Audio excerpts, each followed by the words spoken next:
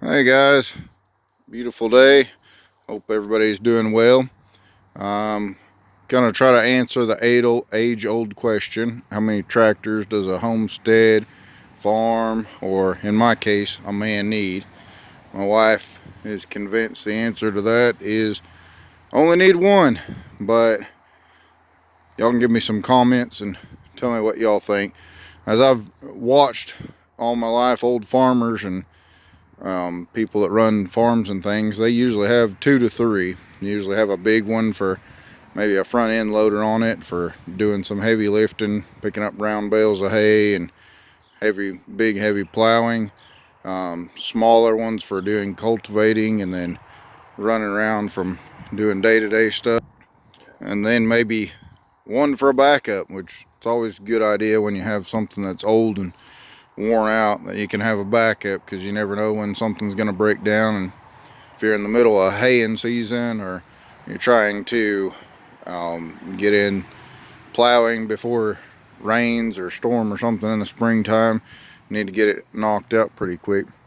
But anyhow, we've been really blessed to find several over the last couple of years that we've done trading and wheeling and dealing for. We've got mostly trading tied up in this one, and of course Caleb's claimed it. He thinks it's his.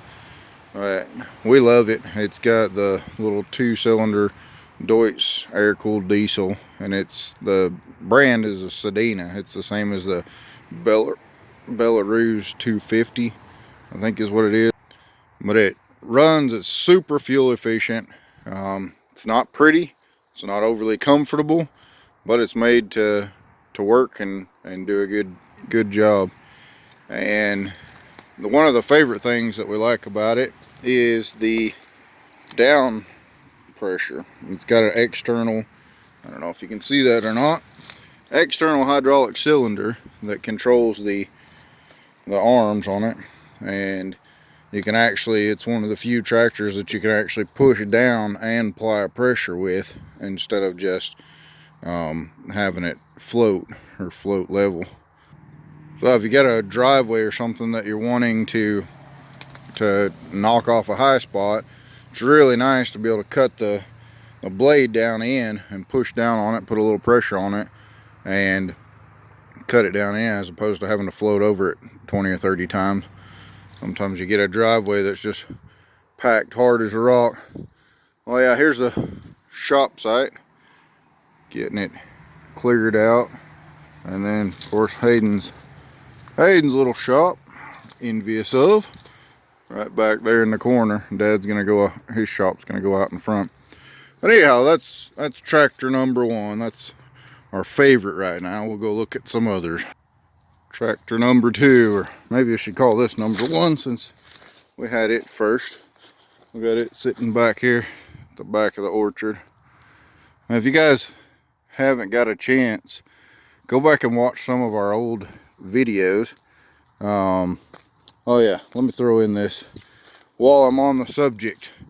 We're at 499 subscribers, which is not very big in YouTube terms, but for us, it's a decent little small amount. We're getting a good start for our channel, and we're going to challenge everybody. If you know somebody that might be interested in some homesteading stuff, send them our way. Help them subscribe. Help us get over to the hump to 500 subscribers.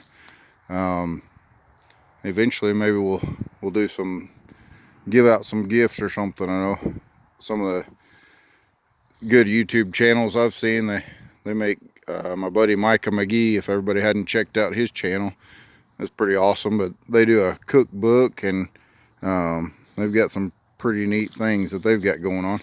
But anyhow, back to the tractors. This is our old, oh, look at the doves. Awesome. There's like 8 of them there. That's a bunch. Wow. Like more than 8. Whole bunch.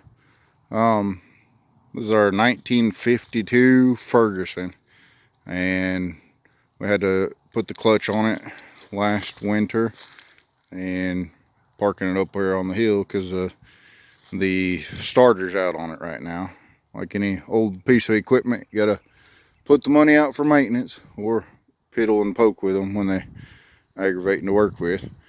But this one's a little bigger tractor.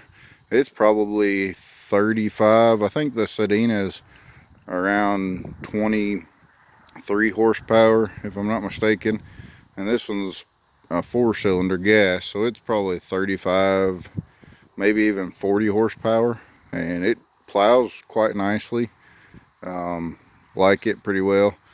Hopefully, as soon as we get the shop going, I got all my projects holding up for building the shop, but hopefully as soon as we get the shop, we're going to put roll bars on all the tractors, and that'll take some of the worry off of Dad when the kids are out driving them. But this one's a good one too. It burns a lot of gas. That's the one downside to it. That little Sedina, if anybody has a chance to grab a Belarus or Sedina, which that Sedina is the only one that I've ever seen in my life, so you may not find them, but the Belarus is the same thing, the Belarus 250. Perfect little size for Homestead. It drags logs, drags trailers, super efficient. Like, we hardly ever put any diesel in it. You can run it all day long and just barely top it off. So pick one of those up if you can get one, and they're cheap. They don't have too good of a resale value, so you can usually get them pretty cheap and put a little work into them, and the parts are cheap as well. We had to rebuild the hydraulic pump on ours when we first started, and where the gears engage. But anyhow, try one of those out. They're awesome little tractors and super efficient. I mean, really good on fuel. Well, that's the number 1 or number 2 tractor here, and we'll go down and look at the old one here in a minute. The junkyard. My wife's least favorite place on the property. Caleb's been working really hard, done a really good job. We're trying to put all the vehicles symmetrical, lined up decently, nice and neat. It's been too wet to move that one around, so he hadn't got it pulled into place yet. We're gonna line the fence there with the boys' 4-wheelers, and then they've got a truckload of go-karts and things of that nature. I just brought a load of stuff down the other day, and the kids kind of dumped it right in the middle of everything, so Dad's gotta get in here and organize a bit. But there's the old tractor. I don't know what it is. I think it's the International or Case. I can't remember right off now what it was, but the people we bought it from thought it was a 46, but I'm not positive. We bought it with this loading system on it, and pretty much that's what we bought it for, was having the loader. All the hydraulics. It came with a hydraulic pump, cylinders, lifts, and everything. And eventually we'll probably take this system and adapt it to fit. It's kind of a funky system, but we'll adapt it to fit onto the other tractor. I've thought about trying to get this one going, and it actually would be handy to have a 3rd tractor going, but like I said, we'd pretty much bought it for parts, just for the hydraulic stuff.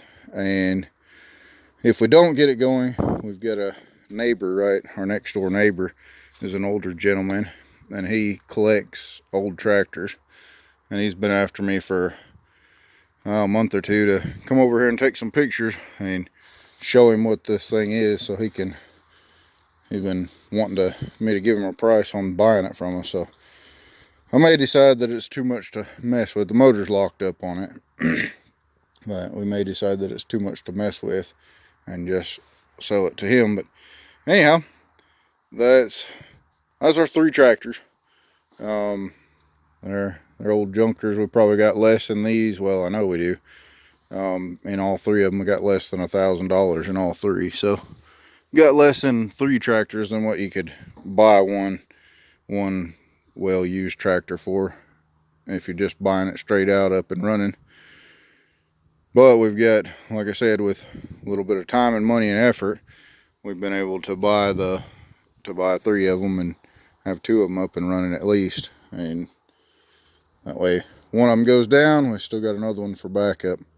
So give us a like, subscribe, give us a thumbs up, tell your friends about us. Beautiful view of the junkyard. Tell your friends about us. Tell somebody to get on over to our channel and subscribe so we can make it over the hump with a 500th subscriber. Now have a blessed day and good New Year. We'll till next time.